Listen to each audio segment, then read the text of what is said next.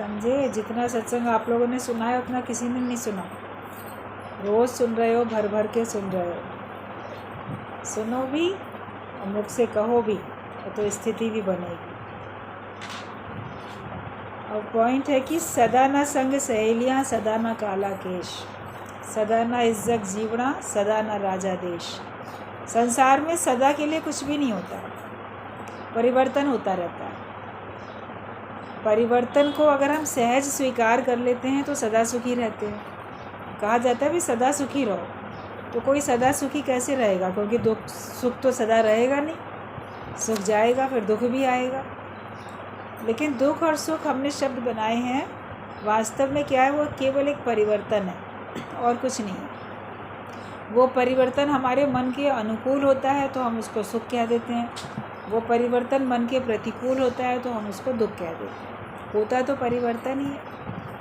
तो जो हर परिस्थिति को अपनी अनुकूलता में बदलना जानता है, उसको अनुकूल महसूस होती है, तो वो सदा सुखी रहता है। और जैसा समय आता है, जो ज़रूरत होती है, वैसे ही व्यक्ति कार्य कर लेता है। अभी किसान को पता है कौन से मौसम में कौन सा बीज डालेंगे तो वो फलीभूत होगा। खेत तो उसी का है, लेकिन उसे मालूम है गर्मियों में कौन से बीज पड़ेंगे, बरसात में कौन से डलेंगे, सर्दियों में कौन से बीज पड़ेंगे, ये उसको पता है। क्योंकि वैसे बीज डालता है जो उस आने वाले मौसम के में उन बीजों को, उन फसलों को फ़ायदा पहुंचाए। तो मनुष्य भी कर्म करता है, कर्मों के बीज डालता है, लेकिन ये उसको पता है सुख के समय कौन से बीज डालने हैं तो दुख के समय कौन से बीज डालने हैं। परिवर्तन आता ही रहेगा। मैं ऐसा कौन सा कार्य करूं जिससे कि मुझे सदा लाभ मिले, हानि ना हो, क्योंकि परिवर्तन तो ज़रूर है। बच्चा जन्म लेता है, छोटे से बड़ा हो जाता है, शरीर उसका लंबा चौड़ा होता जाता है, बचपना ख़त्म होता है, जवानी आती है, जवानी ख़त्म होती है, बुढ़ापा आता है, बुढ़ापे के बाद फिर शरीर की मृत्यु हो जाती है। तुम तो फिर भी रहते हो, आगे यात्रा चलती रहती है, मृत्यु के बाद भी यात्रा चलती रहती है। किसी और जन्म में चले गए, किसी और नाम रूप में चले गए, कोई और चोला धारण कर लिया, तो नाश तो तुम्हारा होता नहीं, लेकिन ये सब परिवर्तन होता है। डेथ को भी सत्संग में गुरु ने कितना सरल करके बता दिया, चेंज ऑफ ड्रेस और चेंज ऑफ एड्रेस। बस ये शरीर का चोला बदलेगा, ड्रेस बदल जाएगी और तुम्हारा एड्रेस बदल जाएगा। पहले यहाँ रहते थे, अब कहीं और रहते हो, और कुछ नहीं है उसमें, उसके अलावा और कुछ है ही नहीं। बाकी तो सब खेल चलता रहता है। लेकिन जो भी इस जीवन में हमारे सामने परिवर्तन आते हैं, उसमें से हम कुछ अच्छा करना सीख जाए। राम को 14 वर्ष का वनवास मिला, उसी में उसने सबसे महत्वपूर्ण कार्य कर लिया। 14 साल का वनवास मिला तो सबसे जो महत्वपूर्ण कार्य थे उसी 14 साल में कर लिए। जिस कार्य के लिए वो अवतरित होके आए थे, राक्षसों का संहार करने के लिए, सबको दर्शन दे के अपने भक्तों को, उनको मुक्त करने के लिए, उनको आनंद में लाने के लिए, सब कार्य जो महत्वपूर्ण थे वो उन्होंने तभी तो किए। ऐसे किसी को वनवास मिलेगा तो वो रोएगा। 14 साल का वनवास मिल जाए कि 14 साल के लिए जंगल में जाना है, तो सोचेगा कब ये 14 साल बीते, कब मैं अपने घर जाऊं, अपनी सुख सुविधाओं में रहूं, तभी तो काम कर सकता हूं। जंगल में क्या काम हो सकता है? तो जिस कार्य के लिए वो आए थे उनका वो कार्य वहीं से पूरा हुआ। सब संत ऋषि मुनि जंगलों में ही तो कुटिया बना के तपस्या करते थे, सबको दर्शन दिए, सबको सुख पहुंचाया, शबरी को भी दे दिए दर्शन तो औरों को भी सबको दे दिए, सबको मुक्त किया, आनंदित किया। और जंगलों में ही राक्षस भी होते थे, राक्षसों का भी, अनेक राक्षसों का वध हुआ। और मेन तो रावण को उसके अंजाम तक पहुंचाना था, तो वो भी कार्य तभी हुआ। तो आपके जीवन में अगर वनवास आता है, दुख आता है, तो सबसे इम्पोर्टेंट कार्य क्यों नहीं कर लेते? मनुष्य जन्म में आके जिन्हीं ना जाने हो ज्ञान, खाना पीना भोगना तिनका पशु समान। तो मनुष्य जन्म मिला है ज्ञान प्राप्त करने के लिए। सुखों में तो माया में बड़े भूले रहते हो, लेकिन गुरु याद दिला देता है और जो गुरु की बात मान लेता है वो सुखों में ही आ जाता है सत्संग में। जो सुख में सुमिरन करें तो दुख काहे को है, दुख होगा ही नहीं फिर तो, क्योंकि सुख में ही आपने सुमिरन कर लिया। लेकिन अगर मान लो सुखों में आपको अवसर नहीं मिला सत्संग में आने का, किसी ने बताया ही नहीं, किसी ने जोरी ज़बरदस्ती नहीं की चलो चलो सत्संग चलो, तो दुख है तो दुख में ही आ जाओ ना। फिर दुख में इतने दुखी होते हैं नहीं, पहले ये दुख दूर हो जाए, पहले इस समस्या का ना समाधान हो जाए, उसके बाद जाएंगे सत्संग में। अभी तो सत्संग में मन ही नहीं लगेगा। भूखे भजन ना होए गोपाला, ये लो अपनी कंठी माला, यही गा के बैठ जाते हैं कि पहले समस्या तो दूर हो जाए, पहले हमारा खाने पीने का, रहने का और सुख सुविधाओं का बंदोबस्त तो हो जाए, उसके बाद भगवान का नाम लेंगे। लेकिन पहले ही भगवान का नाम ले लो, पहले ही ज्ञान में आ जाओ।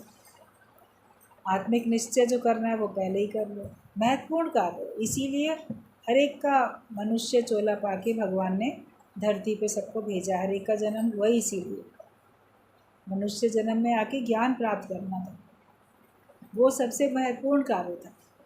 वो महत्वपूर्ण कार्य हमको अभी कर लेना चाहिए, जितनी जल्दी इम्पोर्टेंट कार्य कर लो उतना अच्छा। कोई सवेरे सवेरे मार्केट खोलने पे जाए, मार्केट में जो वस्तु लेने के लिए गया है, जो चीज़ को सबसे ज़रूरी थी आज के दिन में ख़रीदनी, तो पहले वही ख़रीदता है ना, उसके बाद बाकी चीज़ों पे ध्यान रखता है।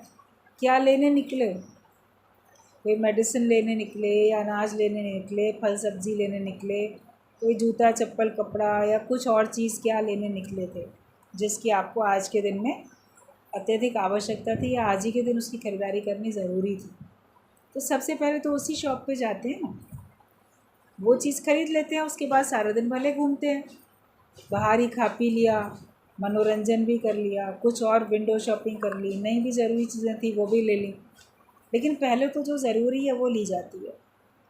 और कोई ऐसी मूर्खता करे कि ज़रूरी चीज़ तो लेनी है लेकिन पहले ज़रा और चीज़ें देख लें, घूम फिर लें, तो सवेरे से शाम तक वो घूमता ही रहेगा, खाता पीता मनोरंजन करता रहेगा, और जिस वस्तु को लेने के लिए गया था वो लेगा ही नहीं, बाकी चीज़ों से अपने को भारी कर लेगा, तो टाइम भी गया, पैसा भी सब खर्च हो गया, और तब तक मार्केट भी बंद हो गया।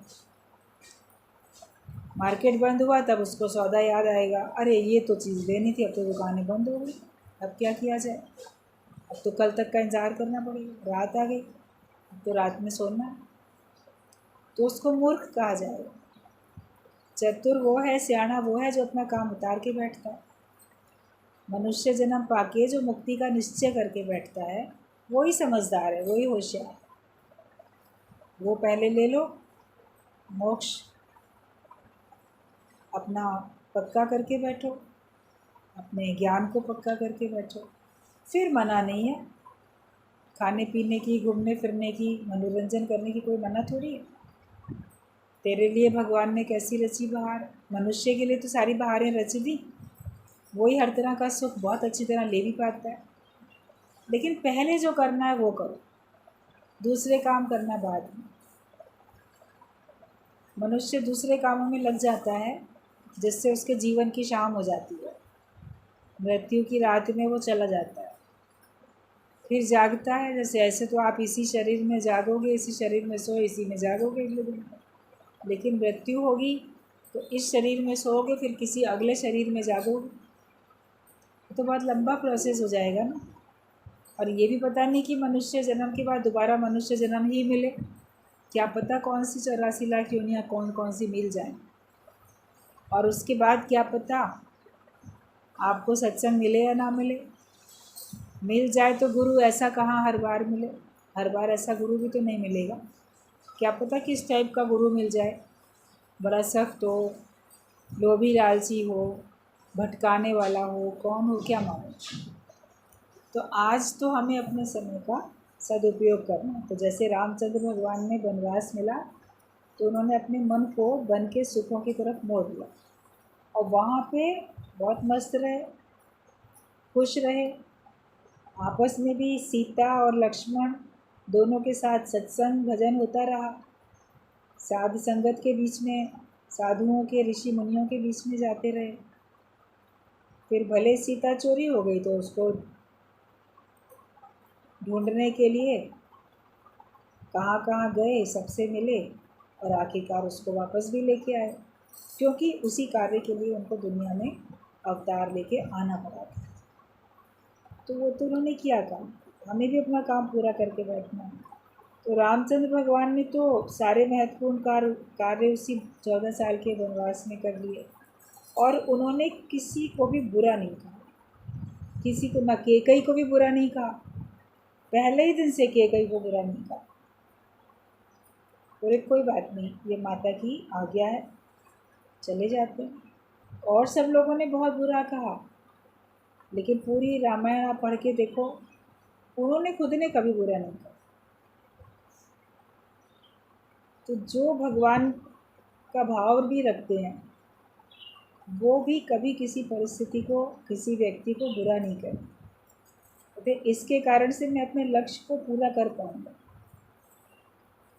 ऑपोजिशन पार्टी होती है, विरोधी पार्टी होती है, उसके कारण से जो मेन रूलिंग पार्टी होती है वो अपने लक्ष्य की ओर और तेज़ी से आगे बढ़ती है, क्योंकि वो लोग बैठे हैं निगाह लगाए, एक कमी मिले तो उजागर करें, तो उसको डाउन करें। तो उनके कारण से वो लोग और सावधान रहते हैं। जो विपरीत परिस्थितियां हैं या विरोधी प्रवृत्ति के लोग हैं, उनके कारण से और तेज़ी से अपना लक्ष्य प्राप्त करो, बजाय परेशान होने के, बजाय दुखी होने के। तो राम ने किसी को भी बुरा नहीं कहा, हम भी किसी को बुरा ना कहें।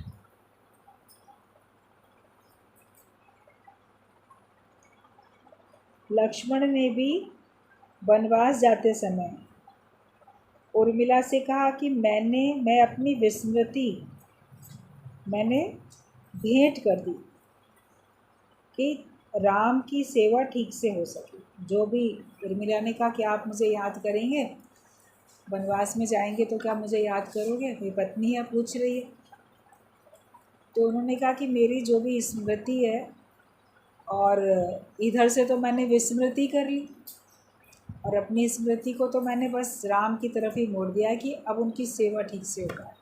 मैं वहाँ पे केवल यही याद रखूँगा कि राम की सेवा मैं ठीक से कर पाऊँ, मैं और कुछ भी नहीं याद रखूँगा। बाकी हर बात से मैंने सबको विस्मृति दे दी है। तो ऐसे कोई कहेगा क्या? तो कोई, उसको तो वनवास मिला भी नहीं था, राम की सेवा के लिए जा रहा है। ऐसे पत्नी को खुश करने के लिए, पत्नी का दिल रखने के लिए झूठ भी कह सकता था, हाँ तुमको तो याद करेंगे ही करेंगे। कोई बाहर जाता है तो पूछती है ना पत्नी, जा रहे हो, मुझे याद करोगे कि नहीं करोगे, लेटर लिखोगे कि नहीं, फ़ोन करोगे कि नहीं। जब लेटर और फ़ोन का ज़माना नहीं था तो याद करोगे कि नहीं, हाँ तुमको तो याद करेंगे, जगत वाले तो ऐसे ही बोलेंगे। मगर लक्ष्मण ने कहा मैं तो सिर्फ ये याद रखूँगा कि राम की सेवा ठीक से हो, और मैं कुछ याद नहीं रखूँगा। तो जो भगवान का भक्त भी होता है, सेवा में लगता है, उसको बस अपना जो सेवा जो उसको दी गई है उसको सिर्फ वो याद रहती है। भगवान कैसे खुश होंगे वो याद रहता है। पूरे 14 साल में लक्ष्मण सोया ही नहीं। राम और सीता विश्राम करते थे, रात को कुटिया में सो जाते थे, लेकिन वो दिन भर भी नहीं सोता था लक्ष्मण, रात को भी पहरा देता था। वो 14 साल तक उसने नींद ही नहीं की और आज्ञा में रहा। उसने, उन लोगों ने कोई ऐसे अनाज वगैरह भी नहीं खाया, कंदमूल फल खाकर ही रहे। आपको 2 दिन नींद ना आए तो बड़ी कमज़ोरी। वो तो 14 साल तक नहीं सोया, और फिर भी कितना शक्तिशाली, क्योंकि भक्ति थी अंदर में। भक्ति से शक्ति मिलती है, भगवान का भाव रखने से शक्ति मिलती है। उसने कहा एक पल भी मुझे सोना नहीं है, क्योंकि मुझे तो इनकी सुरक्षा की जिम्मेदारी मिली है, ये सेवा मिली है कि मैं इनका ध्यान रखूँगा। सो जाऊँगा तो कोई जंगली जानवर आ जाए, कोई राक्षस आ जाए। जो सोएगा वो अपना कर्तव्य कैसे निभा पाएगा सुरक्षा का, तो वो सोया ही नहीं। कैसे सेवा में हर एक अपने सुखों की तिलांजलि देता है, तब वो महान बनता है। आपको कोई सेवा मिले तो सिर्फ सेवा ही याद रहे ना, और बातें भी याद रहती हैं, लेकिन हमको केवल अपना लक्ष्य याद है। गुरुदेव मेरे दाता हमको ऐसा वर दे, सेवा सुमिरन सत्संग झोली में मेरी भर दो। जो सेवा हमें दी गई है या जो हमने अपनी मर्ज़ी से ले ली, खुशी से ले ली, उस सेवा को करो। सामने जो भी कार्य आए भगवान की सेवा समझ के करो, और मन में हर समय भगवान का, ज्ञान का सिमरन होता है। और जागृत जब हो, सामने आते हो तो कानों से तो सत्संग सुनोगे ही सुनो। सत्य का संग करो, सत्संग में बैठो, तब आप देखोगे आपके लिए दुख बना ही नहीं कह सकोगे हमारे दुख के दिन चल रहे हैं, हमको तो वनवास मिला हुआ है, या हमको तो जेल मिली हुई है। ऐसे किसी को 14 साल की जेल मिल जाती है, आजीवन कारावास, 14 साल के बाद छूट के भी चला आता है। वो उस 14 साल में पता नहीं क्या क्या प्लानिंग करता रहता है, जो अपराधी होता है। लेकिन कभी किसी महान उद्देश्य के लिए भी लोग जेल में गए हैं, देश की रक्षा के लिए, इसको स्वतंत्र कराने के लिए भी आंदोलन करने वाले आंदोलनकारी कई बार जेल में भी गए। महात्मा गांधी भी कई बार जेल में गए। उन्होंने जेल में जाके क्या किया?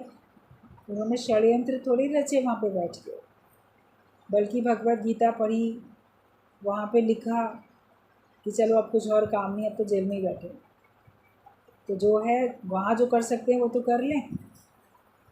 उन्होंने पूरी की पूरी गीता की व्याख्या करके एक महात्मा गांधी की लिखी हुई भगवत गीता भी है। इस जो मेन भगवत गीता है, इसको पढ़ के जो जो उन्होंने समझा, पहले अध्याय से मैंने क्या समझा, दूसरे से क्या समझा, तीसरे से क्या समझा, अपनी भाषा में लिख डाल। समय का किया ना सदुपयोग।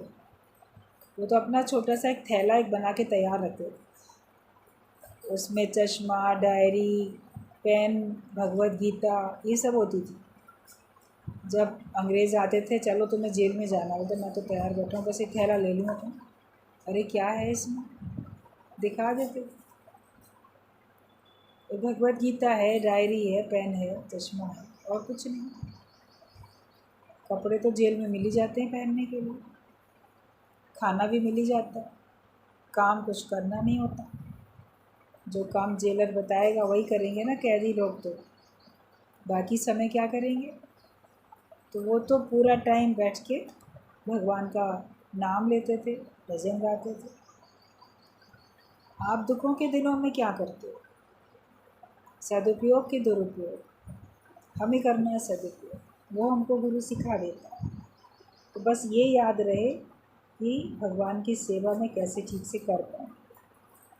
संसार में एक अबोध बच्चा भी अगर एक बार अग्नि में हाथ डाल देता है तो दोबारा नहीं डालता, लेकिन तुम माया में बार बार जलने के लिए क्यों जाते हो? छोटा बच्चा होगा, अगर एक बार वो कोई मोमबत्ती या कहीं आग में हाथ चला जाएगा तो उसके बाद जब देखेगा तो पीछे हटेगा, याद रहता है उसको कि इसमें मैं हाथ डालूँगा तुमसे जल जाएगा। कहते हैं बड़ा अबोध है। अबोध को भी कुछ तो बोध है, समझ है कि वो नहीं डालता। एक बार सत्संग में एक आती थी, तो उन्होंने अपने परिवार का किस्सा बताया। बहुत छोटा बच्चा था, अभी घुटनों के बल चलना सीखा था, उनका पोता पोती कोई बच्चा था। तो वहाँ पे जैसे ज़मीन पर भी नीचे नीचे की तरफ भी कई बार ऐसे स्विच बोर्ड लगे रहते हैं, और पावर वाले बड़े बड़े भी लगे रहते हैं, जिसमें बड़े साइज़ का भी आप प्लग डाल सको। तो उसका वो ख़राब हो गया था, वो फ्री हो गया था, उसमें हमेशा करंट आता रहता था, ऑफ़ करो चाहे ऑन करो करंट आता था एक कोई बोर्ड में। तो ठीक कभी नहीं कराया था। अब वो बच्चा जैसे घुटनों के बल चल रहा था, और क्रियोसिटी के कारण उस बच्चे ने उसमें देखा, तो उसमें बच्चों की तो उंगलियां बड़ी पतली पतली और छोटी छोटी होती, तो उसने अपनी एक उंगली डाली उसके छेद में जो था वहाँ पे, तो एकदम से लगा करंट, झटका खाया उसने करंट, और सबने देख लिया, जल्दी जल्दी उसको हटाया। अभी करंट इतना तेज़ लग गया बच्चे को, और फिर उसी समय उनके घर वालों ने जाके इलेक्ट्रिशियन बुला के उसको तुरंत ठीक करा। कई बार क्या होता है ना, नुकसान जब तक नहीं होता है तो हम चीज़ें ठीक भी नहीं कराते हैं, पड़ी रहती हैं। उसको ठीक करा लिया, और बल्कि जो नीचे नीचे वाले थे ठीक करा के फिर उसको पूरा ऐसे कवर करके बंद ही कर दिया कि ये अब दोबारा हाथ नहीं लगाना। लेकिन ठीक हो गया था वो। अब उसको ऑफ़ करने पे वो ऑफ़ ही था। फिर देखा कि जब दोबारा दूसरे दिन वो बच्चा जब घुटने केवल चल रहा था तो उसके पास ही नहीं जा रहा था, उधर से पहले ही मुड़ जाता था। और फिर किसी ने ऐसी खेल खेल में उसके पास लेके गया कि अब डालो उंगली, इसे अब नहीं करंट लगेगा, सिखाने के लिए कि नहीं अब नहीं लगेगा, बंद है। तो वो बिल्कुल पीछे अपना हाथ डाले नहीं कर रहा था। जैसे ये बात बताई कि एक बार झटका लगा फिर वो दोबारा उसके पास भी नहीं जाता था बच्चा, खुद ही नहीं जाता। तो गुरुजी ने इस बात को सुन के कहा था कि वो अबोध को भी देखो बोध है, और तुम लोग तो माया में बार बार झटके खाते हो, माया में बार बार दुखी होते हो, बार बार गिरते हो, बार बार जलते हो, फिर भी बार बार जाते हो। मोह ममता में, अहंकार विकार में कहीं ना कहीं नुकसान उठाते रहते हैं और फिर भी हमको समझ नहीं आती है, बार बार जाते हैं। तो उस बच्चे से ही कुछ शिक्षा ले लो कि जहाँ उसको झटका लगा, तकलीफ़ हुई, वहाँ दोबारा नहीं गया। आग में कई बच्चे ऐसे लपट को उनको लगती है कोई दिया जल रहा है पूजा घर में या कहीं, तो आग में चमक होती है, वो पकड़ने की बच्चा कोशिश करता है, और कभी अगर उसका हाथ जल जाए फिर दोबारा वो नहीं हटा। तो हम अभी इतना पूरी तरह अंदर से माया से जले नहीं होते शायद, तो बार बार फिर माया से सुख लेने के लिए जाते। जहाँ सुख है ही नहीं वहाँ से मिलेगा कैसे। मथनी तू जल में चला रहा, फिर घी निकलने की आस है। कैसी आस है मनुष्य, पानी में कितनी भी मथनी चलाओगे मक्खन तो नहीं निकलेगा, घी तो नहीं निकलेगा। माया से कभी सच्चा सुख मिलेगा ही नहीं। फिर भी हम उस सुख को, झूठे सुख को सुख कहते हैं, और उसी को पाने की बार बार कोशिश करते हैं। अब नहीं मिलेगा तब मिलेगा, तब नहीं मिलेगा तब मिलेगा। सुख तुम्हारे मन में। आज अपने को सुखी महसूस करो, तुम सुखी हो। बाहर से सुविधाएं जितनी भाग्य में होंगी मिलेंगी, और जब भगवान पे रख दोगे तो भर भर के मिलेंगी, बहुत मिलेंगी। जो चाहा भी नहीं होगा वो भी सारा सुख मिलेगा। कल भी जैसे दादाजी की बात चल रही थी, सब लोग सुन रहे थे कि उन्होंने अज्ञानता में ये चाहा कि बहुत सारे शहरों में मेरे घर हों, इस शहर में भी उस शहर में भी। अक्सर जिनके पास ज़्यादा धन होता है वो ऐसा करते भी हैं। हिल स्टेशन पे एक घर बना लिया, एक कहीं बना लिया, एक कहीं बना लिया, अलग अलग शहरों में घर होते भी हैं। तो वो सोचते थे कि मैं इतना पैसे वाला, इतना अमीर, इतना बड़ा आदमी बन जाऊँ कि मेरे कई शहरों में, पसंद के शहरों में घर हों, और मैं जब चाहूँ वहाँ जाके रहूँ, और वहाँ पे मेरा सब सामान वगैरह भी हो, ज़्यादा मुझे अपने संग लेके भी ना जाना पड़े। तो उन्होंने अपना अनुभव भी बताया था कि ये जो ख्वाहिश थी ये संसार में रह के तो पूरी नहीं हुई, लेकिन जब सत्संग मिल गया और वो पहले की इच्छा समाप्त भी हो गई, गुरु से ज्ञान मिला, इच्छा रहित हो गए। उसके बाद फिर अपना स्वाध्याय किया और फिर सबको सत्संग सुनाना शुरू किया। फिर अलग अलग शहरों के लोग सत्संग सुनने लगे, बनने लगे। तो सब कहते थे गुरु आपका ही तो घर है, अभी आप अपने घर को अपना घर बोल ही नहीं पाओगे। अगर आप सच्चे गुरुवान हो तो बोलोगे गुरु जी आप ही का तो घर है, आइए रहिए। तो अपने शहर में सत्संग के लिए बुलाते थे और अपने घर में उनको रखते थे। तो उन्होंने बात कही थी कि देखो अब हर शहर में हमारा घर हो गया, जो संसार में रह के पॉसिबल नहीं था। इतने अधिक घर तो पॉसिबल नहीं थे ना, मुश्किल से 2-3 शहरों में बना पाते घर अपने। अभी तो कश्मीर से कन्याकुमारी तक घर ही घर है कि जिस शहर में भी सत्संग होता है और जितने सत्संगी वहाँ हैं उनके सबके घर हमारे घर बन गए। कहीं भी हम ठहर सकते हैं, कोई भी हमको ठहरा सकता है। तो जो ख्वाहिशें कभी माया में होती हैं मनुष्य की, और जब वो उनको माया से हटा के भगवान की तरफ अपनी इच्छाओं को मोड़ देता है, परमात्मा ही मुझे मिले, और माया की चाह रखता नहीं, तब उसको भर भर के वो भी पूरी होती रहती, मिलती रहती है। ये आजमाई हुई बात है। तो जो भी कुछ आपका मन कभी चाहता था वो भी सब पूरा हो गई होगा। बस भगवान के ऊपर हमको पूर्ण विश्वास करना है। पूरा विश्वास करके बैठो कि परमात्मा मेरा शुभचिंतक है, मेरा रक्षक है, मैं उसकी खुशी के लिए कार्य कर रहा हूँ और वो मेरी खुशी का ख्याल अपने आप रखे। अगर बच्चा अपने माता पिता की प्रसन्नता का कार्य करता है तो माता पिता भी तो उस बच्चे की खुशी का काम करते हैं, उसको खुश रखने के लिए ही करते हैं, फिर उसको दुख थोड़ी देते हैं। तो हम भी अगर भगवान की मर्ज़ी से चलते हैं, जिस बात में भगवान खुश हों वो काम अगर हम करते हैं, हम उनकी खुशी का ख्याल रखते हैं, तो परमात्मा तो हमारी खुशी का ख्याल पहले रख ही रहा है और ज़्यादा रखेगा। जो चीज़ माया में आपको नहीं मिल सकती थी वो आपको सत्संग में आने के बाद मिल जाएगी। लेकिन इच्छा रहित होके बैठो, चाहो नहीं, तुम केवल भगवान को चाहो तो भगवान तो अपनी सारी माया से तुमको सुख देने में लग जाएगा। कहा जाता है तुम भजन करो तो भोजन की थाली तुम्हारे पीछे पीछे अपने आप होगी। तुम ईश्वर को पाओ तो ईश्वर का ऐश्वर्य तुम्हें अपने आप मिलेगा। अंदर से चाहो नहीं, केवल भगवान को चाहो। एक को चाह लो तो तुमको सब मिल जाए। ये जब समझ जिसको हो जाती है तो फिर उसका जीवन तो बड़ा खुशहाल बन जाता है। माया में हमारा मन बार बार ना जाए। मन जाए तो केवल सत्संग में जाए, मन जाए तो केवल गुरु में ही जाए, भगवान में ही जाए। तुम सब इतना ज्ञान सुनने के बाद भी क्यों अशांत होते? कभी कोई बोलेगा हमारा ना मन बड़ा अशांत है, तो ये सोचो कितने समय से सत्संग सुन रहे हो, कितने दिन हो गए सत्संग सुनते हो। एक दिन भी सत्संग सुना है तो भी तुमको शांति आ जानी चाहिए। अगर उस सत्संग को वास्तव में मन से सुना, केवल कानों से सुना, बुद्धि कहीं और भटक रही है, मन दसों दिशाओं में भटक रहा है, तो ये तो सुमिरन नहीं है ना, ये तो सत्संग नहीं है, ये तो तुमने सुना ही नहीं। कानों में गुरु के वचन पढ़ रहे थे लेकिन मन तुम्हें कुछ और सुना रहा था।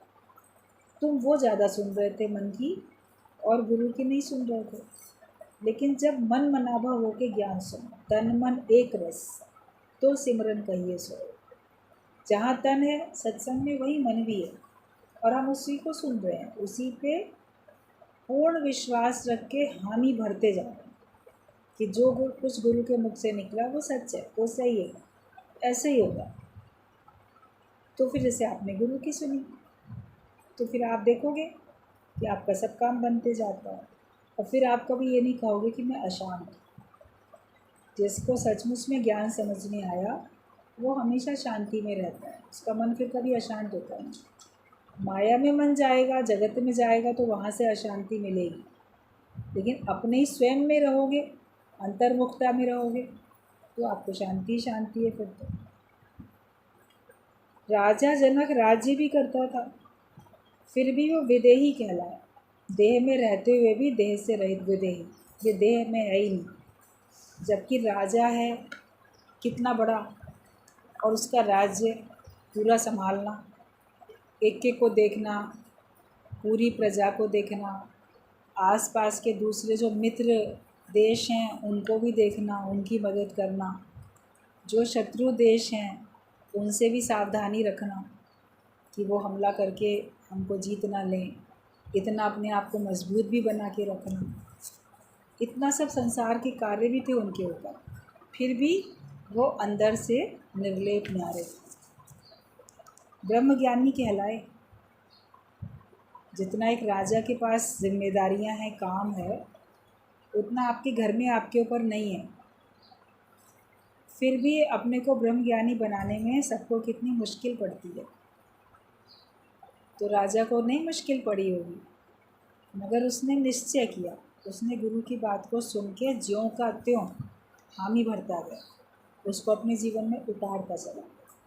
इसीलिए वो राजा राज्य करते हुए भी राज्य से मन को निरासक्त करके बैठा। सब भगवान का समझ के राज्य चलाया, आप भी अपने अपने घर का राज्य भगवान का समझ के चलाओ।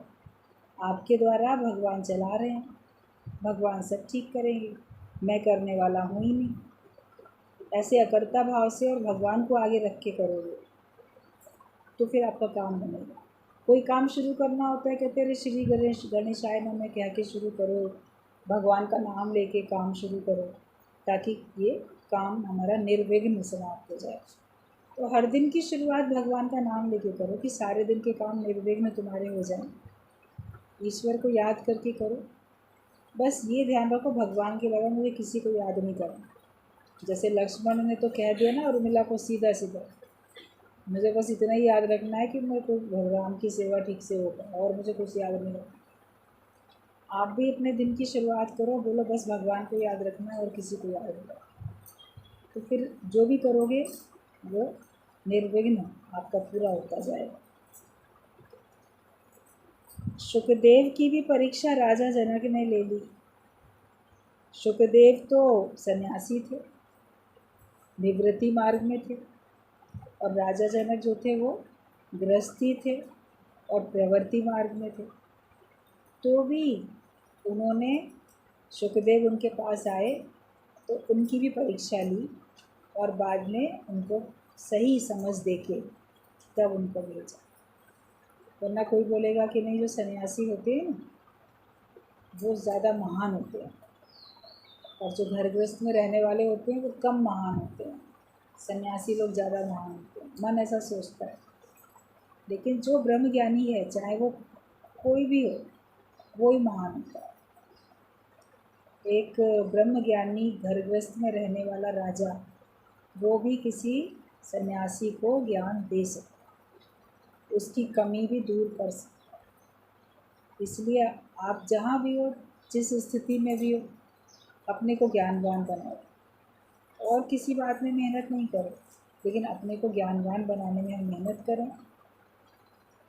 हमें अपने आसुरी लक्षणों को ख़त्म करके दैवी गुण जागृत करना, यही काम करना। महान तो अपने को तभी बना पाओगे, हर एक के अंदर अच्छे बुरे दोनों गुण अवगुण सब होते हैं, अच्छे बुरे विचार उठते ही रहते हैं।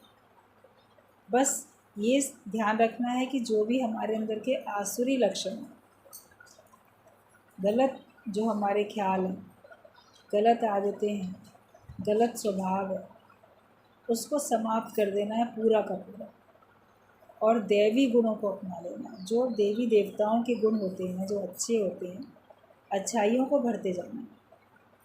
अभी दैवी संपदा के लक्षण और आसुरी संपदा के लक्षण भगवत गीता में भगवान कृष्ण ने बहुत अच्छी तरह बताए हैं सबको। भगवत गीता लेके पढ़ो तो आपको समझ में आएगा कि क्या चीज़ें दैवी लक्षण की हैं और कौन से लक्षण आसुरी वाले। आसुरी वाले लक्षण छोड़ते जाओ, दैवी वाले अपनाते जाओ।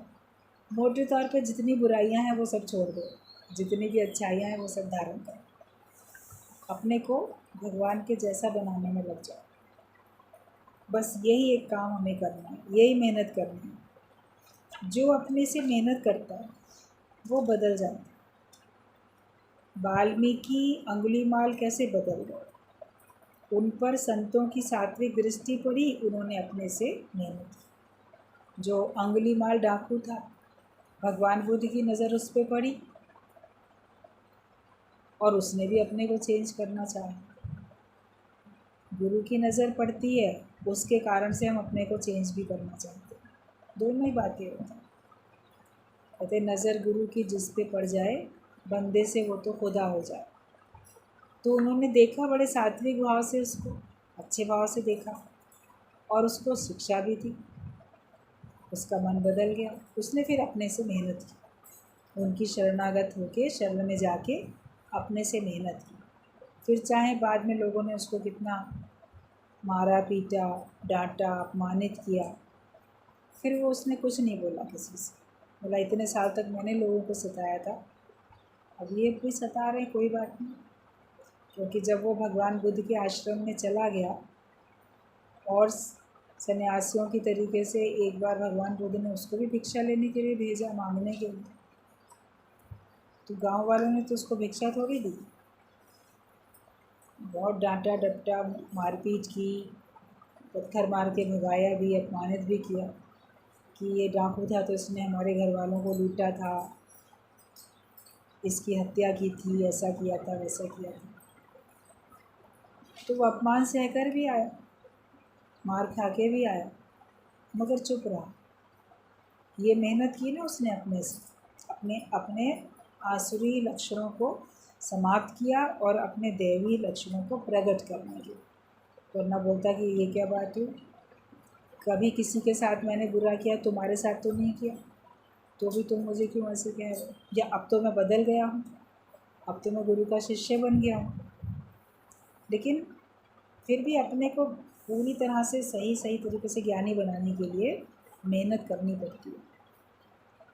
डाकू था रत्नाकर नाम का, वो फिर वाल्मीकि बना बाद में। तो एकदम से थोड़ी डाकू से किसी ने उसको ऋषि मान लिया हो। एक बीच का समय होता है जब लोग नहीं भी मानते। अभी आप ही लोग सत्संग में आते हो, एकदम से कोई आपको ब्रह्म ज्ञानी मान लेता है कि बोलेगा अरे जानते हैं इसको, तो बड़ा हमसे लड़ाई झगड़ा भी करता है, लोभी लालची भी है। जो भी अगर आपके अंदर की कोई छोटी छोटी कमी भी होगी, या संसारिकता में आप होंगे, मोह माया में या विलासिता में, बोलेंगे अरे जानते हैं, अब जा रहा है सत्संग में, ऐसे थोड़ी कोई बताइए तो ऐसा है। जो उसके पहले के स्वभाव, संस्कार, आचरण, लक्षण होते हैं, वो लोगों की दिमाग में फीड होते हैं, उसी हिसाब से लोग उसी निगाह से देखते हैं। काफ़ी समय के बाद लोग आपको समझते हैं कि आप ब्रह्मज्ञानी हैं। अंदर से तो आप पहले ही दिन हो गए, लेकिन उस अवस्था में टिके रहने के लिए आपको मेहनत भी करनी पड़ती है। लोग विरोध करते हैं, लेकिन आपको तो भी अपने को प्रूफ करना पड़ता है, अपनी खुद की नज़र, दूसरों की नज़र में नहीं, अपनी नज़र, कि मैं ज्ञानवान हूँ। फिर एक टाइम ऐसा आता है कि सभी लोग आपको ज्ञानवान समझते हैं।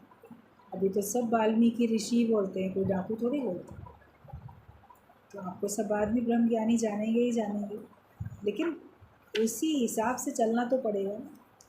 आप पुराने वाले लक्षण भी अपने अंदर धारण किए रहो, उनको हटाओ भी नहीं, नए भी धारण कर लो, तो बात नहीं बनेगी।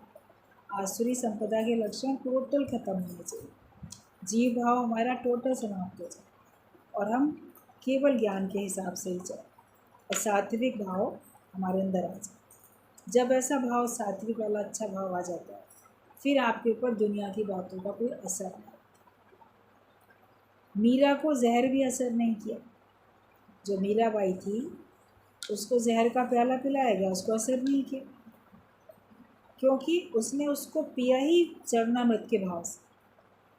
और उसके हृदय में भगवान विराजमान ऐसे थे कि जैसे जहर पिया श्याम ने, वो तो अमर हो गए। उसको लगा ही नहीं कि मैं जहर पी रही हूँ। किसी ने कहा ये भगवान का चरणामृत लाए हैं, पी लो। दासी ने यही कह के दिया, वो पी गई। बाद में वो कहती अरे नहीं नहीं, ये तो जहर था। बोलते नहीं, जिस पे अमृत नाम पड़ गया वो अमृत है, वो जहर नहीं है। तो ये कोई बहुत युगों युगों पुरानी बात थोड़ी है, वो तो फिर भी बात है, अभी की बात है, कुछ साल पुरानी तो बात है, हज़ारों साल पुरानी बात नहीं है, सैकड़ों साल पुरानी बात हो सकती है, हज़ारों साल पुरानी बात नहीं है मीराबाई की। लेकिन फिर भी उसके अंदर भक्ति थी, तो ऐसा चमत्कार तो देखने में आया। विवेकानंद की बात भी सैकड़ों साल पुरानी हो सकती है, हज़ारों साल पुरानी थोड़ी है, मगर उनके भी जीवन में सब लोगों ने कैसे तब देखा चमत्कार। जो भक्ति करता है उसके अंदर शक्ति आती है और उसको फिर संसार उसी हिसाब से जानता भी है, मानता भी है और उसके बताए रास्ते पे चलता भी है। तो बस हमें अपने अंदर अच्छे भाव रखना, तो फिर जहर क्या, जहरीली बातें, जगत वालों की जहरीली बातें आपके ऊपर असर नहीं करेंगी। एक बार जहर का प्याला मीरा ने पी लिया, बाकी सब मीरा हो, और लोगों की जहरीली बातें रोज़ रोज़ आपको मिल रही हैं कानों के ज़रिए पीने के लिए। लोगों के विष भरे शब्द सुनते भी हो, कड़वे शब्द, विषैले शब्द, कोई टोकता है, कोई ताना लगाता है, कोई गाली देता है, कोई कुछ अपमानित करता है, शब्दों के द्वारा भी और अपने हाव भाव के द्वारा भी। तो वो सब लगता है जैसे हम जहर का घूंट पी रहे हैं, मगर वो आपके ऊपर अब असर नहीं करेगा, क्योंकि सब तरफ भगवान का ही नज़ारा दिखता है। आपके अंदर भी भगवान है और बाहर भी जो देखते हो भगवान के भाव से ही सबको देखते हो। तो फिर कोई किसी प्रकार का भी आपके ऊपर बुरा प्रभाव पड़ नहीं सकता। सताने वाला खुद परेशान हो जाएगा, मैं इसको दुखी कैसे करूं। इतना अपने को मजबूत बनाओ कि कोई आपको दुखी करना चाहे, सताना चाहे, आप ना होके दिखाओ, तो वही सोच में पड़ जाएगा कि मैं इसको दुखी नहीं कर पाया, मैं इसको परेशान नहीं कर पाया। उसने चाहा तो आप क्यों हो गए दुखी, क्यों हो गए परेशान। किसी ने अपमान किया, आपने अपने को अपमानित महसूस क्यों किया। अपने को इंसल्टेड फील करते हो ना, मैं अपमानित महसूस करता हूँ अपने आप, नहीं महसूस करो, अपने उस खुनकी में रहो। मैं तो उस अशब्दी ब्रह्म पद में पहुँच चुका हूँ जहाँ कोई शब्द आ ही नहीं सकते। अशब्दी ब्रह्म पद, इतने ऊंचे पद पे चले गए जहाँ किसी प्रकार का शब्द मेरे तक पहुँच ही नहीं सकते। तो कैसे कोई हमको सता सकता है, कैसे कोई हमको दुखी कर सकता है। तुम सबको प्रेम बांटते चलो, कांटे नहीं वो। तुम्हारे लिए प्रेम रहेगा, जो कांटे बोएगा उसके लिए कांटे रहेंगे। हम सबको प्रेम बांटते चलो। जब बीज गुम हो जाता है तभी तो पेड़ दिखता है, बना तो बीज से ही था। हम बने परमात्मा से हैं, संसार बना परमात्मा से है, लेकिन परमात्मा गुम हो जाता है तब संसार दिखने लगता है। जैसे बीज गुम हुआ तो पेड़ दिखा, तो परमात्मा नहीं दिखता, वो गुम हो गया, संसार दिख रहा। लेकिन ये समझो जो दिखाई दे रहा है ये बना तो बीज से ही है ना पेड़।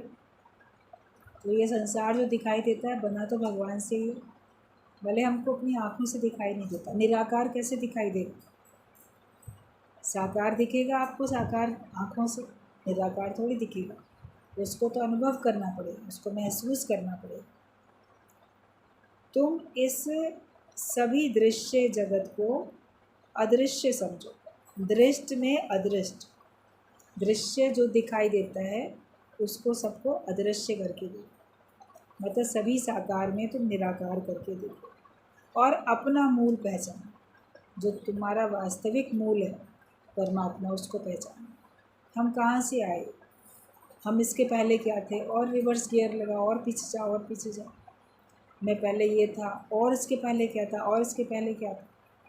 बिल्कुल मूल में जाओगे तो लगेगा था ही भगवान, भगवान से ही तो सब आए हैं और उसी में सबको समान है, मंजिल सबकी वही है।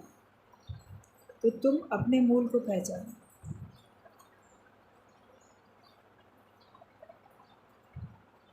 सुई तुम्हारी कहाँ खोई और कहाँ ढूंढने जाते हो। दृष्टांत है एक कि एक बूढ़ी माता थी, कोठरी में रहती थी। अब उसमें अंदर लाइट नहीं थी। अब वो देखा एक बार शाम के समय, रात को जब सड़क की बत्ती जल गई थी, तो वहाँ ना कोई ढूंढ रही थी। तो गली मोहल्ले के बच्चे वहाँ से निकले, बोले अम्मा क्या ढूंढ रही हो। तो बेटा मेरी सुई खो गई, सुई ढूंढ रही हूँ, वो गिर गई मेरी सुई।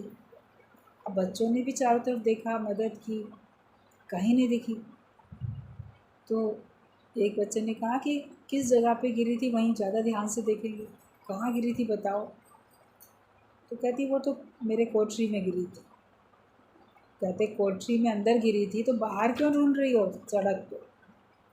बोली बेटा मैं तो ये जानती हूँ जो चीज़ अंधेरे में खो जाती है तो रोशनी में मिल जाती है।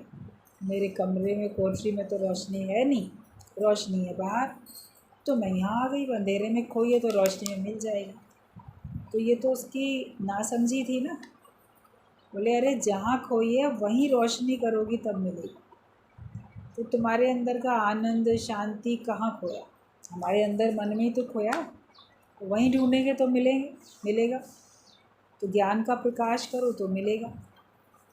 हमारी चीज़ खोती कहीं है, ढूंढते कहीं। अपने अंदर में ही खोज करो और वहीं ज्ञान का दिया जलाओ, तभी आपको अपने अंदर से ही आनंद शांति सब मिल जाएगा। तुमने माया को मेरा बनाया तो तुम्हारी शांति चली गई, लेकिन ज्ञान का दिया जलाओ और भगवान को मेरा बनाओ तो वापस तुमको शांति मिल जाएगी। भगवान से भी क्या मांगते हो? आखिरकार भगवान से क्या मांगते हो? क्या सुख शांति वास्तविकता में मांगते हो या भगवान से माया को मांगते हो? लोग जाएंगे, भगवान मेरा ये काम बना देना, मैं ना 1.25 का प्रसाद चढ़ाऊँगा, मैं 5 का प्रसाद चढ़ाऊँगा, मैं 11 का प्रसाद चढ़ाऊँगा, मैं तो 51 का, मैं तो 101। जितनी आपकी इम्पोर्टेंट चीज़ होती है, आपके प्रसाद चढ़ाने की जो कीमत होती है ना, बढ़ती जाती है। भले आप 101 का प्रसाद चढ़ा रहे हो, बदले में तो हज़ारों की चीज़ मांग रहे हो।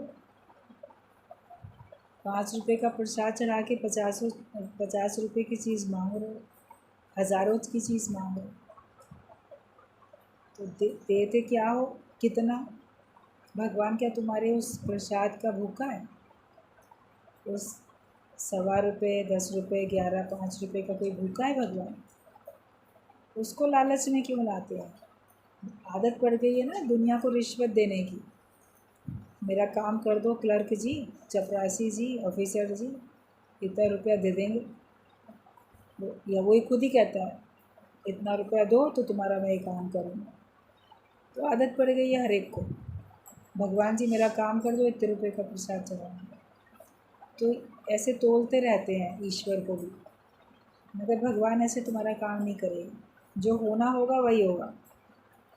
उसी मंदिर में जाके मन्नत मांगने से कई लोगों के काम बनते हैं, कई लोग के नहीं भी बनते। जिनके नहीं बनने होते हैं उनके नहीं बनते हैं, और जो बनने होते हैं बन जाते हैं।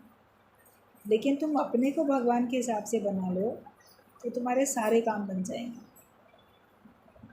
तुम खुद भगवान के बन जाओ तो तुम्हारे सारे काम बन जाएंगे। दुनिया का बन के देख लिया, भगवान का बन के देख उसके बन जाओ तो तुम देखोगे तुम्हारे सारे काम बहुत अच्छे से बनेंगे। यही मेहनत करो अपने से, ठीक है? क्या समझा? हरि ओम।